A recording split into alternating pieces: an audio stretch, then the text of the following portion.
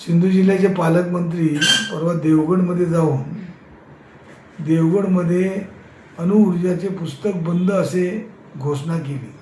खऱ्या अर्थाने पालकमंत्र्याला आणि मत्स्य उद्योग मंत्र्याला ही घोषणा करण्याचा अधिकारच नाही आहे। तो अधिकार राज्याचे मुख्यमंत्री, कारण राज्याच्या मुख्यमंत्र्यांनी देवगडमध्ये 1,00,000 कोटीचा अणुऊर्जा प्रकल्प येणार अशी घोषणा केली आणि तो करार करताना मुख्यमंत्री आणि उद्योगमंत्री यांनी करार केला आहे। त्या दोन मंत्र्यांच्या माध्यमातून खऱ्या अर्थाने आदेश निघाला पाहिजे की देवगडमधला असलेला अदानीचा प्रकल्प रद्द झाला आहे, अशा प्रकारचा येण्याची गरज आहे। पण पालकमंत्री कुठेतरी जनतेची दिशाभूल करत आहेत, जनतेची दिशाभूल करून जनतेला फसवत आहेत। कारण पाया माध्यमातून जनतेला आम्ही आवाहन करतो की पालकमंत्र्यांनी जरी सांगितलं असलं तर जोपर्यंत हे पत्र दोन्ही मंत्र्यांचं सहीचं पत्र किंवा दोन्ही मंत्र्यांनी हा प्रकल्प रद्द केला असा आदेश येत नाही तोपर्यंत प्रकल्प रद्द झाला असे समजू नये। कारण हा प्रकल्प रद्द होण्यासाठी जनतेने गावागावात आता बैठका घेऊन ग्रामपंचायत ठराव करून जे परप्रांतीय किंवा बाहेरून येणारे दलाल यांना जमीन खरेदी करण्याचा जसा असल्ले गावांनी कणकवली तालुक्यातल्या असल्ले गावांनी ठराव केला आहे तशा प्रकारचा ठराव करून कोणालाही जमिनी विकू नये।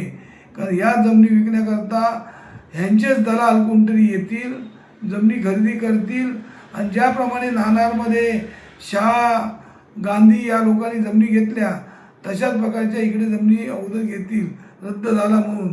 तर तसं समजू नका। जोपर्यंत पालकमंत्री या ठिकाणी यांचा आदेश किंवा पालकमंत्र्यांनी हा प्रकल्प रद्द करावा असं पत्र तरी जनतेला प्रसिद्ध करून दाखवा असं मुख्यमंत्र्याला मी पत्र दिलं आहे की हा प्रकल्प रद्द करण्यासाठी हे तरी पत्र दाखवावं। त्यामुळे पालकमंत्री जनतेची फसवणूक करत आहेत। त्याच सभेमध्ये सांगितलं वॅक्स म्युझियम, जो वॅक्स म्युझियम ज्या ठिकाणी केला तो आता बंद पडला, पण बंद पडला असला तरी त्या असलेल्या घरमालकाचे किंवा त्या इमला मालकाचे भाडे अजून थकीत नगरपालिकेने ठेवला आहे। हा नगरपालिकेला भोर्दंड आहे। त्याचप्रमाणे आज ज्या देवगड नगरपालिकेला पाण्याची गरज आहे ती पाण्याची सुविधा पालकमंत्री अद्याप सोडवू शकले नाही। अनवटी प्रकल्प गेले 12 वर्ष बंद आहे। तो प्रकल्प मत्स्य उद्योग मंत्र्याकडे असून पण तो मत्स्य उद्योग मंत्री ते प्रकल्प चालू करू शकले नाही। जो आज देवगडमध्ये मत्स्य उद्योग मंत्री असून देवगडमध्ये मच्छी मार्केट नाही आहे, ते मच्छी मार्केट चालू करण्याची गरज आहे, ते अजून चालू करू शकले नाही। आणि त्याचबरोबर देवगडचा घनकचरा जो आहे त्यासाठी कोणती सुविधा नाही। त्यांनी एकतर कणकवलीमध्ये जो एजी डॉक्टर प्रकल्प आणला 1200 कोटीचा आणला आणि जनतेची निवडणुकीच्या तोंडावर फसवणूक केली, तसा प्रकल्प आणू नये, प्रकल्प होणारा आणावा।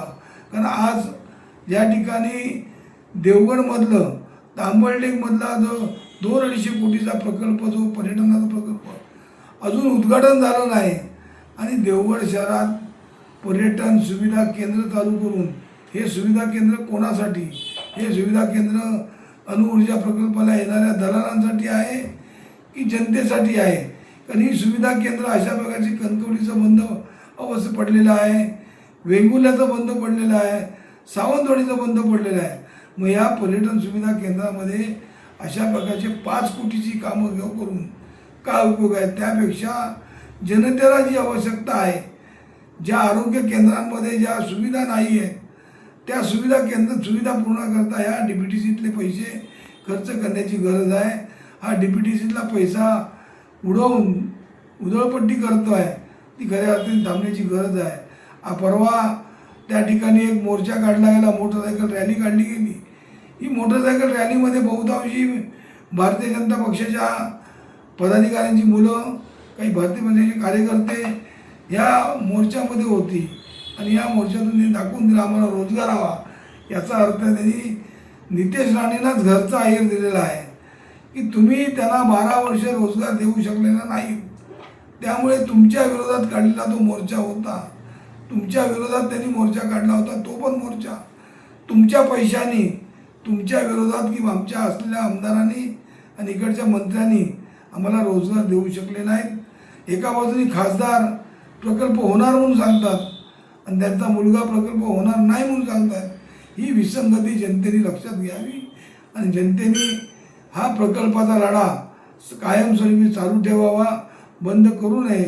गावागावातून अशा प्रकारचे ठराव करून प्रकल्प नको असलेले ठराव करून शासनाला पाठवून द्यावे, एकत्रित करून शासनाला पाठवून देण्यात यावे. तरच प्रकल्प हा रद्द होईपर्यंत आम्ही शिवसेना म्हणून तुमच्या सोबत असू आणि जनतेसोबत आम्ही शिवसेना राहणार आहोत. पालकमंत्र्यासारखी फसवेगिरी करणार नाही.